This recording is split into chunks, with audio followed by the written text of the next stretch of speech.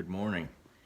It's Monday after Palm Sunday, and I thought we'd take a look at the scripture and see what Jesus did on Monday of Holy Week in Matthew chapter 21. Yesterday we noted that he entered Jerusalem and the crowd met him with hosannas. And what we didn't talk about, and although this happened on Sunday, it sets up Monday. Jesus entered the temple area and drove out all who were buying and selling there. He overturned the tables of the money changers and the benches of those selling doves. It is written, he said, "My house will be called a house of prayer, but you are making it a den of robbers." And then the blind and lame came to him, and he healed them there in the temple area. So our question today is, what did Jesus do on that Monday, and why did he do it, and why is it preserved for us today? And what he did on Sunday sets up what he did on Monday. And what he did on Sunday was he cleansed the temple area and he healed people. Why did he do that? To reveal their fake righteousness and to tell them what true righteousness is, where true righteousness comes from. And true righteousness is communion with the Father. He said, "My house will be called a house of prayer, but you are making it a den of robbers." That is a den of robbers comes from Jeremiah chapter 7 verse 11.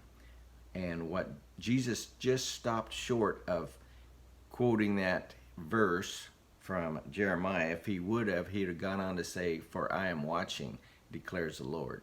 But those scholars, they knew what was supposed to come next. He was telling them that God is watching what they're doing and he sees their unrighteousness. They were price gouging there in the temple courts. So why was it recorded for us today? Is because he wants us to know that he desires for us to have a clean heart.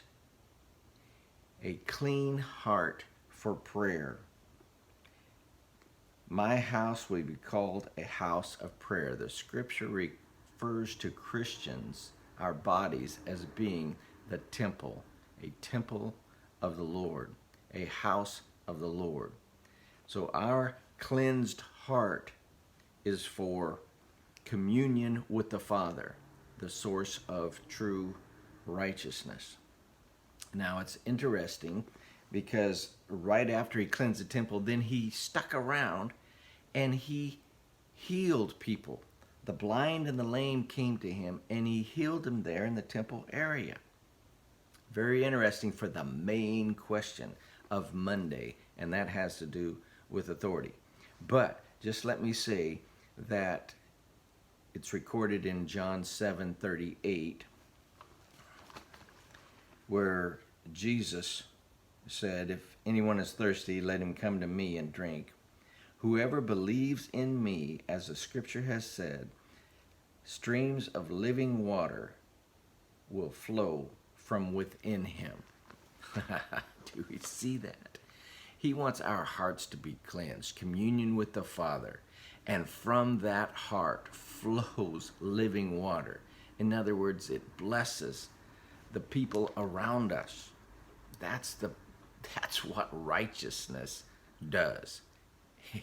It benefits and blesses not only us, of course, the communion with the Father, but blesses others as well. So Sunday ended boldly, him cleansing the temple, and Monday began very strangely.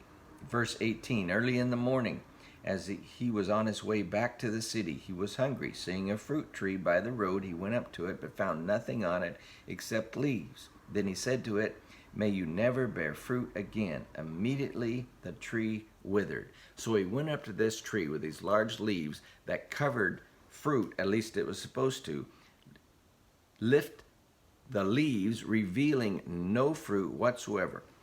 And he cursed it, and it withered. And the disciples were amazed at how quickly it withered. And they ask him, how could that be? And he gives them an answer in verse 21. And then he kind of sums it up in verse 22. If you believe, you will receive whatever you ask in prayer. So why did he do that? To uncover fruitlessness. Those religious leaders who appeared to be so religious and spiritual, but there was no fruit in their life. That's why he demonstrated that. And why was it recorded and preserved for us today? So that we would understand and know there is absolutely no value in fake fruit. There is no value whatsoever in appearing to be religious and righteous when there is no fruit in your life. So, next on Monday, verse 23, Jesus entered the temple courts, and while he was teaching, the chief priests and elders of the people came to him, and here is the question of the whole chapter. By what authority are you doing these things, they asked, and who gave you this authority? That is the question. And it's very interesting. My mind is just, yesterday as I was going through this, my mind was just wanting to explode. And now it's early in the morning on Monday. We'll see if there's anything left of my mind. So Jesus, his answer to them was, he says, I will also ask you a question. If you answer me, I will tell you by what authority I am doing these things. John's baptism, where did it come from? Was it from heaven or from men? Now listen to their discussion as they go aside and they try to come up with the right answer, because people are watching. They've got to guard their righteousness. And so they discussed it among themselves and said, if we say from heaven, he will ask, why then didn't you believe him? But if we say from men, we are afraid of the people, for they all hold that John was a prophet. So they answered Jesus, we don't know. Then Jesus said, neither will I tell you by what authority I am doing these things. Now that is so interesting to me, that here these people were that dressed the part, talked the part, but were fruitless. There was no communion with the Father. There was no righteousness in their lives. And their big deal was authority. And here Jesus was doing these things, and they want to know, by what authority are you doing these things? And first of all, you got to ask, what are these things? Well, he was teaching the people in the temple courts. And we know in Matthew chapter 7, when he finished at the end of the Sermon on the Mount, the people were amazed because he taught them as one having authority and not as the teachers of the law. Not like these guys who looked like they had all this authority. And they were into authority. They were into power over the people. But what you notice, Jesus asked them this question. And when they're discussing it, they reveal their own lack of authority. So Jesus displayed authority because he was teaching the people with this apparent authority. He had to have some kind of authority over creation when he withered the fig tree. He healed the people in the temple courts that we saw on the previous day. That took authority. He went into the temple and made a mess of things, throwing, scattering, and running people out of the temple. Anyone that they had guards, they had temple guards. Any person who did that would be thrown in jail. At the very minimum, would be thrown in jail. And what happened to Jesus? He stuck around, gave them plenty of opportunity to arrest him and throw him in jail. He stuck around and healed people.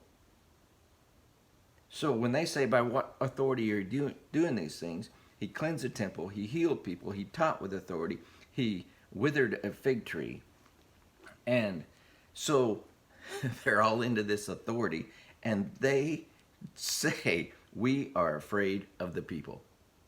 Their big deal was power over people, and they were afraid of the common, uneducated peasants that were there in the city. That just blows my mind. So back to the question: why did he do it? And what did he say? Why? It is because to uncover their fruitlessness and to reveal their fake authority, their fake righteousness. So why is it recorded and preserved for us today? It's so that we will know that all authority, this is big, all authority, any type of authority, all authority is from communion with the Father. He wants us to be a house of prayer, a temple for his dwelling. He wants us to have a heart of prayer. And what is a result of that? Healing, benefiting those around us. Now, you've got to go through and read the rest of Matthew chapter 21, because and just give several parables here. Go to verse 43, and as he's summing up a parable and why he did it, and he talks about fruit, and tie that word fruit all the way from verse 43 all the way back to verse 19 with the fig tree, and there was nothing, fruitlessness. All right, and also tie the word belief that's in verse 32 twice. Tie that back with verse 22, where Jesus says, if you believe, you will receive whatever you ask in prayer. So if you take the time, and we should have plenty of time, unless you're one of those essential workers, we should have plenty of time to spend in the scripture. But just look and see what Jesus did and what he said, and think about why he did that on that Monday of Holy Week. And here's my summary. Belief, that's verse 22 and 32. I didn't get into that, but belief equals a clean heart. And a clean heart equals prayer. And prayer equals authority. That is so tempting to talk about the power of the word and authority. The word is how authority is exercised. It's to put into action. So we got belief equals a clean heart equals prayer equals authority, and authority equals fruit. And just for a bonus, go back to Ezekiel chapter 47, the first 12 verses, where Ezekiel has a vision of heaven, and out from underneath the temple, a stream of water flows. And it's so interesting. Only 12 verses. Go back and read it. Ezekiel 47. And as the stream flows out from under the temple, and Ezekiel, he's led down the river. The further he goes from the temple, the deeper the water is, and the wider the stream is. And he describes all that. And then in verse 12, let me just very quickly, in conclusion, read to you, if I can find it. Ezekiel 47, verse 12.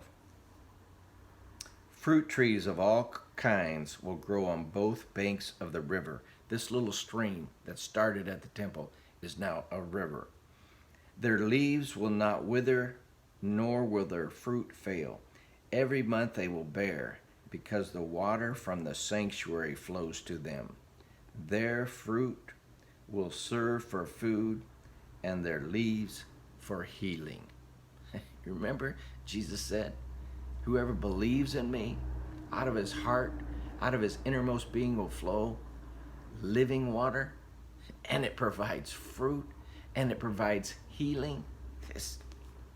That's why Jesus wanted us to know that fruit comes from communion with the Father. I hope you take time on this Monday of Holy Week to see what Jesus did and said on the Monday before the cross.